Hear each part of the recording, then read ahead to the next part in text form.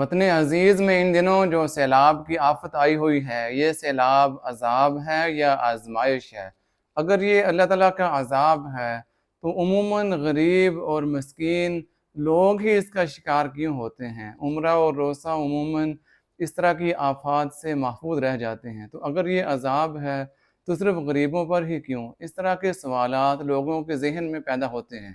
تو اس کے متعلق عرض ہے کہ یہ سیلاب عذاب بھی ہے، کیونکہ ہمارے گناہوں کی وجہ سے اس طرح کے عذاب اور بلائیں نازل ہوتی ہیں، جیسے کہ قرآن مجید میں اللہ تعالیٰ فرماتے ہیں ظہر الفساد فی البر والبحر بما کسبت ایدی الناس، کہ بر و بحر یعنی خشکی اور تری میں، سمندروں میں اور زمین پر فساد ظاہر ہو گیا لوگوں کے ہاتھوں کی کمائی یعنی لوگوں کی بدعمالیوں کی وجہ سے۔ اس سے معلوم ہوا کہ جو فساد ظاہر ہوتا ہے، جو سیلاب، زلزلے، طوفان، آفتیں آتی ہیں، اس میں انسانوں کی بدعمالیوں کا بہت زیادہ کردار ہے۔ تو یہ سیلاب بہرحال اللہ تعالیٰ کی نافرمانیوں کی وجہ سے عذاب بھی ہے اور یہ آزمائش بھی ہے، یعنی نیک لوگوں کے حق میں تو یہ آزمائش ہے، جو بے گناہ معصوم ہیں، نیک لوگ ہیں بیچارے، ان کے لیے تو نقصان اور پریشان تو وہ بھی ہوں گے، متاثر وہ بھی ہو جائیں گے، کیونکہ جب عمومی آفت آتی ہے تو وہ کسی کو نہیں دیکھتی، اس میں پھر اچھے برے سب پس جاتے ہیں۔ لیکن نیک اور صالح لوگوں کے لیے اس طرح کی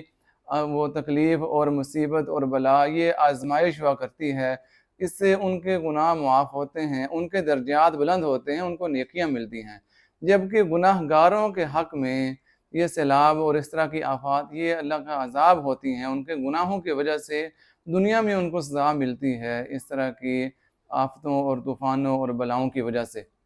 تو بہرحال یہ سیلاب عذاب بھی ہے گناہ گاروں کے لیے، نافرمانوں کے لیے، اور یہ سیلاب آزمائش ہے نیک صالح فرما برداروں کے لیے۔ اور یہ کہنا کہ اس سے اگر یہ عذاب ہے تو پھر صرف غریب اور مسکین عام لوگ ہی بیچارے متاثر کیوں ہوتے ہیں، وہی سیلاب میں کیوں وہ بہہ جاتے ہیں، ان کے مال مویشی املاک، اور وہ یعنی عمرہ اور روسہ اور اس طرح جو بااثر طبقات ہیں وہ محفوظ رہ جاتے ہیں؟ تو اس کا جواب بھی یہی ہے کہ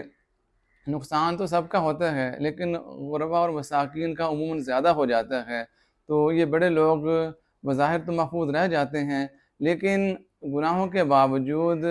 کسی کا وہ ظاہری عذاب سے اور ظاہری مصیبتوں اور بلاؤں سے محفوظ رہ جانا یہ کوئی خوش بختی کی علامت نہیں ہے، بلکہ یہ اللہ تعالیٰ کی طرف سے استدراج ہوتا ہے، ڈھیل ہوتی ہے۔ تو اللہ تعالیٰ کچھ لوگوں کو مہلت دیتے ہیں اور فوری نہیں پکڑتے، ان کا معاملہ بالآخر وہ سخت عذاب کی صورت میں یا آخرت کے عذاب کی صورت میں اس کا نتیجہ ظاہر ہوتا ہے۔ تو بہرحال اللہ تعالیٰ اپنے کاموں کی، اپنے فیصلوں کی حکمت کو بہتر جانتے ہیں، تو ہمیں اس طرح کے جو امور ہیں جو اللہ کی طرف سے اس طرح آفتیں آتی ہیں، ان میں ہمیں وہ توبہ استغفار اور اللہ سے گناہوں کی معافی کی طرف متوجہ ہونا چاہیے، زیادہ اشکالات، اعتراضات اس کی طرف نہیں جانا چاہیے، اور اللہ تعالیٰ کے فیصلوں پر راضی رہنا چاہیے۔ تو گناہ جس طرح وہ یعنی زنا اور شراب نوشی یا نماز نہ پڑھنا وغیرہ، جس طرح یہ چیزیں گناہ ہیں، اسی طرح دریاؤں کے راستوں پر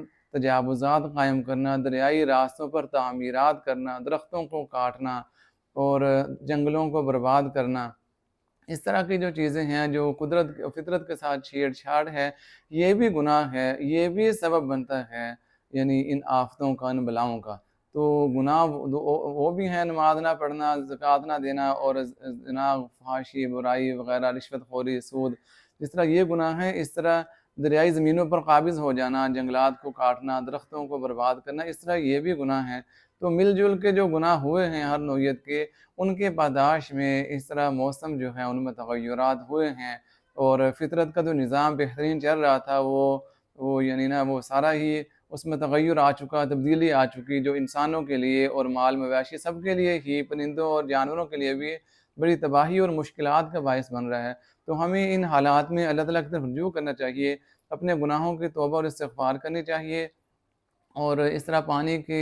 جو فطری راستے ہیں ان کو خالی چھوڑنا چاہیے، اور جنگلات اور درخت وہ اگانے چاہیے، اور ڈیم اور